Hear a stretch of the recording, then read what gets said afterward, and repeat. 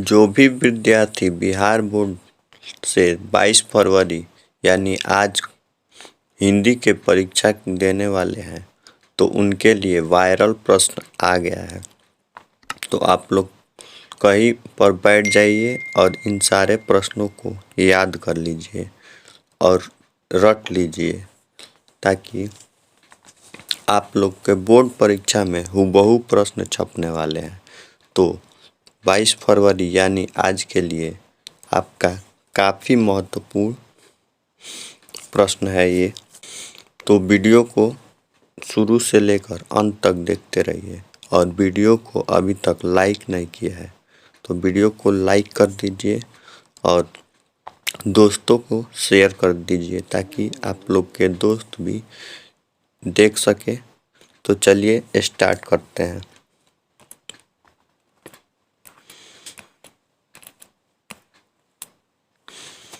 पहला प्रश्न है, भारत में बेरोजगारी का मुख्य कारण है।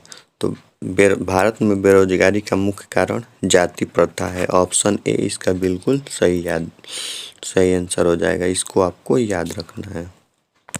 अगला है, लक्ष्मी कहानी के केंद्रीय पात्र है। तो ढहते विश्वास कहानी का पात्र है। ऑप्शन ए इसका बिल्कुल सही जवाब हो जाएगा। अगला है, शुद्ध वाक्य है।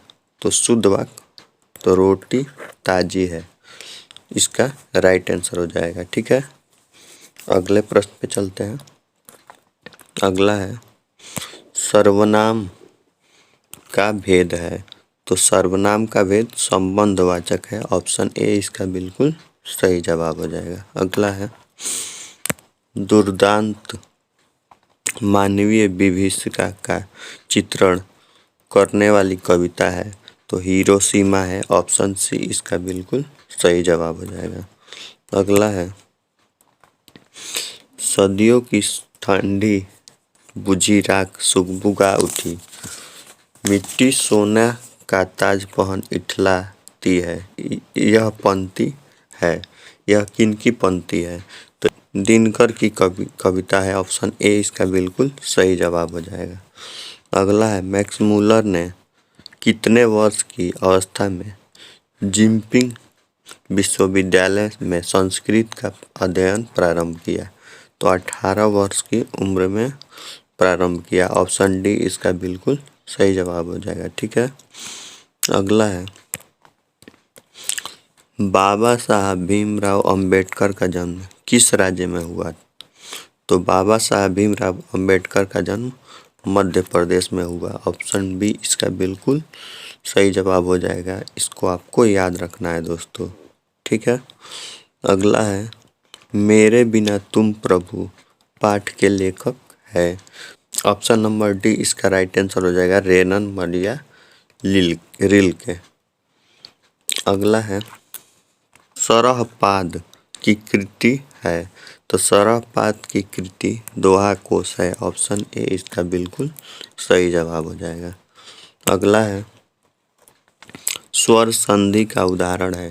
तो स्वर संधि का उदाहरण वधूत्सव है। ऑप्शन डी इसका बिल्कुल सही जवाब हो जाएगा। अगला है, पंडित बिरजू महाराज का जन्म हुआ था।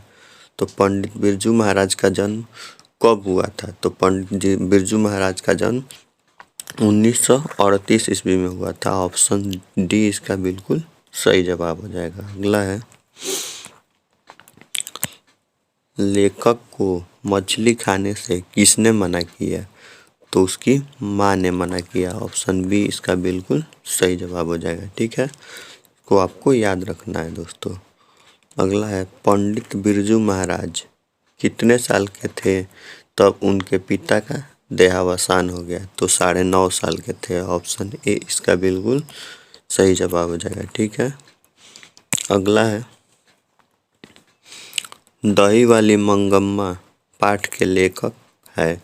तो श्रीनिवास है। ऑप्शन ए इसका बिल्कुल सही जवाब हो जाएगा। ठीक है दोस्तों, अगला है, निम्नलिखित में से विशेषण का भेद नहीं है। तो प्रविशेषण। ऑप्शन ए इसका बिल्कुल सही जवाब हो जाएगा। ठीक है, अगला है, रामधारी सिंह दिनकर का जन्म किस जिले में हुआ था? तो बेगूसराय में हुआ था। ऑप्शन सी इसका बिल्कुल सही जवाब हो जाएगा। अगला है, स्वामी विवेकानंद ने वेदांतियों का वेदांती किसे कहा है? तो मैक्स मूलर को कहा है। ऑप्शन सी इसका बिल्कुल सही जवाब हो जाएगा। ठीक है दोस्तों, आगे बढ़ते हैं। अगला है, लिखाई में कौन सा प्रत्यय है? तो इसमें अई प्रत्यय है। ऑप्शन बी इसका बिल्कुल सही जवाब हो जाएगा। अगला है, जीत जीत मैं निरखत हूँ पाठ विद्या है। तो इसका राइट आंसर हो जाएगा साक्षात्कार। ऑप्शन ए इसका बिल्कुल सही जवाब हो जाएगा। अगले प्रश्न पे चलते हैं। अगला है, इसमें बताना है कि शुद्ध वाक्य है। तो शुद्ध वाक्य कौन है? अभिलाषा है। ऑप्शन ए इसका बिल्कुल सही जवाब हो जाएगा। ठीक है, अगले प्रश्न पे चलते हैं। स्वर संधि का उदाहरण नहीं है। तो स्वर संधि का उदाहरण बागपत नहीं है। ऑप्शन डी इसका बिल्कुल सही जवाब हो जाएगा। अगले प्रश्न पे चलते हैं। अगला है, लेखक के घर में मछली कौन खाता था? तो उसके पिता खाते थे। ऑप्शन बी इसका बिल्कुल सही जवाब हो जाएगा। अगला है, अधर्म में कौन सा उपसर्ग है? तो इसका राइट आंसर हो जाएगा ऑप्शन नंबर ए, अ उपसर्ग है। अगला है,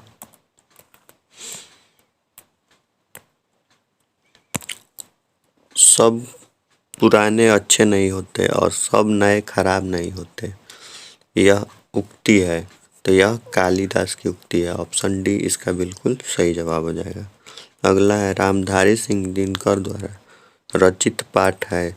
तो जनतंत्र का जन्म, यानी ऑप्शन बी इसका बिल्कुल सही जवाब हो जाएगा। ठीक है, अगला है, सावरदैया भाषा सफल कहानीकार है।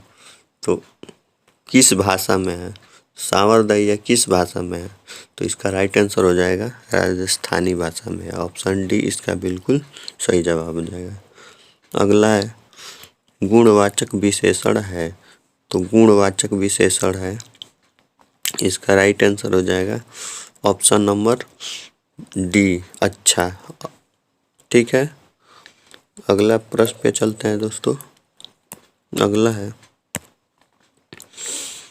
साहित्य के निर्माण में प्रतिभाशाली मनुष्यों की है निर्णायक भूमिका है। ऑप्शन बी का बिल्कुल सही जवाब हो जाएगा। ठीक है, 3 बेटे की माँ है तो सीता है। ऑप्शन बी इसका बिल्कुल सही जवाब हो जाएगा। ठीक है दोस्तों, इन जितने प्रश्न बता रहे हैं इन सबको आपको याद रखना है दोस्तों, क्योंकि यह आपके दोनों पालियों में छपने वाले प्रश्न हैं। आप प्रथम पाली में दे रहे हो या द्वितीय पाली में एग्जाम दे रहे हो, आपका एग्जाम में ये प्रश्न छपने वाले हैं। अगला है, लेखक के रिश्तेदार ने बहादुर पर क्या आरोप लगाए थे? तो पैसे चुराने का आरोप लगाए थे। ऑप्शन ए इसका बिल्कुल सही जवाब हो जाएगा। ठीक है, अगला है, 32 घनानंद कवि है तो रीति मुक्त के कवि है। ऑप्शन ए इसका बिल्कुल सही जवाब हो जाएगा। अगला है, नौबत खाने में इबादत पाठ के केंद्र में है। तो किस पाठ केंद्र में है? तो इसका राइट आंसर हो जाएगा बिस्मिल्लाह खां।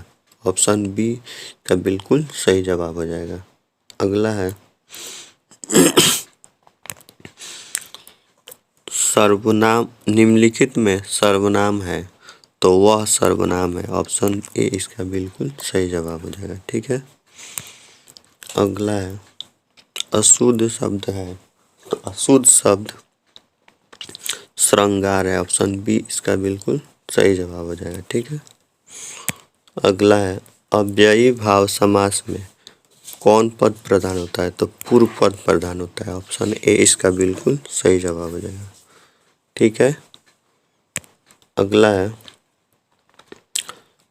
द्वंद्व समास है तो दिन रात जिसमें दोनों पद प्रधान हो वो द्वंद्व समास होता है तो दिन रात हो जाएगा। ऑप्शन सी इसका बिल्कुल सही जवाब हो जाएगा।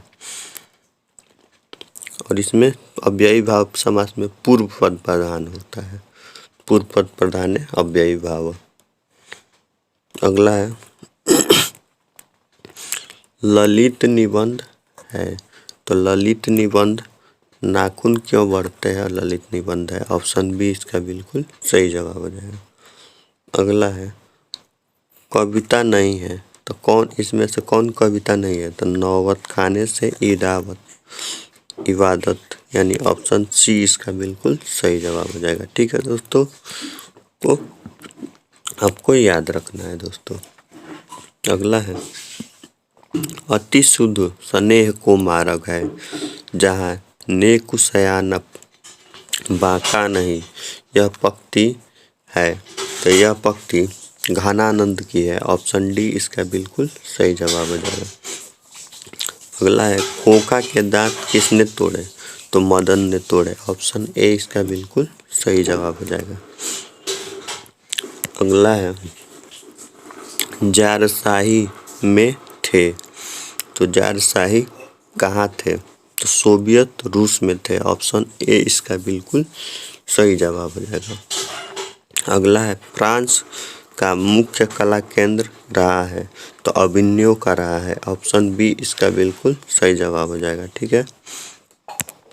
अगला है द्रव्यवाचक संज्ञा का उदाहरण है तेल है। ऑप्शन बी इसका बिल्कुल सही जवाब हो जाएगा। ठीक है दोस्तों। अगला है हिंदी के आदि कवि है तो हिंदी के आदि कवि चंद बरदाई है। ऑप्शन ए इसका बिल्कुल सही जवाब हो जाएगा। ठीक है दोस्तों।